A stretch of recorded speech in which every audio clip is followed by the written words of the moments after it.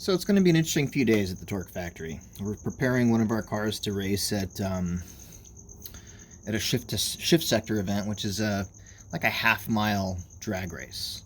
So you basically accelerate full throttle for half a mile. And we've just got our Honda together and running, and I'm kind of learning how E85 behaves. And I've been kind of nervous about running the car full throttle for that long without knowing how hot everything's getting exhaust-wise, and just kind of having that information. So we have an AEM Infinity in our Honda, and for that particular system, which uses a plug-and-play harness, there are not a lot of extra inputs. So, but it does have a CAN input.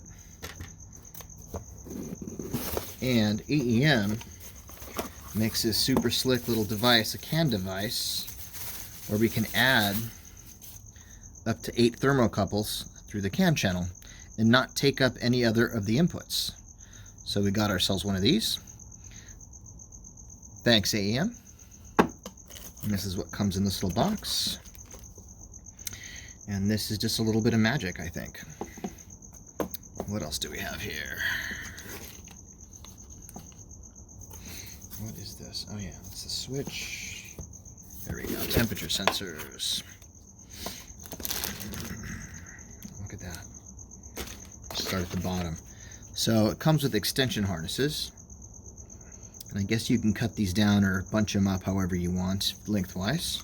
It has 4 of those because we're putting one in each runner of our exhaust. And we're also adding a back pressure sensor to our system. And we've done that in an interesting way, I thought, is that this engine originally comes with secondary air injection. And how that works is you have an air pump that basically, when the car's warming up and you want to heat up the catalyst and the oxygen sensors, it puts extra ambient air into the exhaust ports to heat up the exhaust header faster.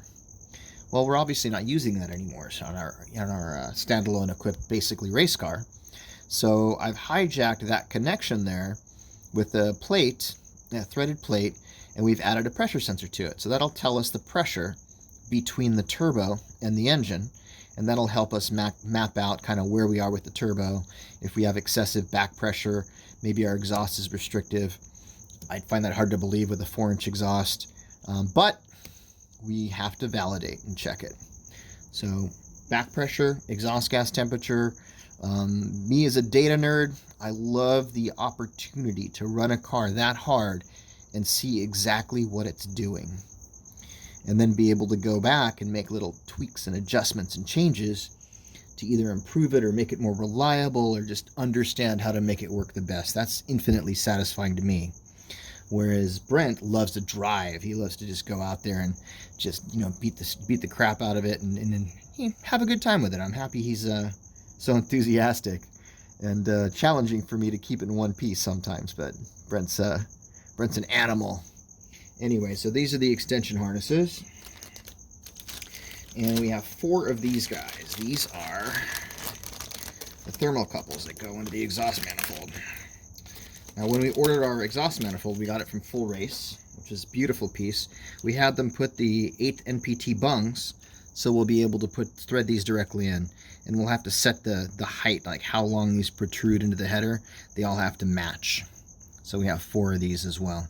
And see how short this is? So they'll attach to this, and then the other end of this goes in here, and then this goes to our Infinity ECU. And our Infinity ECU is supposed to pick up EGT 1, 2, 3, 4, all the way to 8. We only have 4, obviously, but we could, if we wanted to, get more thermocouples and do, I don't know, intercooler in and out, or water in and out of our intercooler, or air temperature, or whatever we wanted to.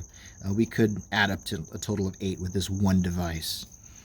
My understanding, too, is we could piggyback this with another one and have, I think, 15 or 16. I think we'd have 16 total. I'm not sure if we have to use one of these. Anyways, we'd have about 16 if we piggyback this. And I am super psyched to get this going. And we'll take some more video and show you just how it's set up, and then once we get some data, we'll show you kind of what that looks like and what we're doing to affect it, and if it's at a scary point or we have some safety margin in there.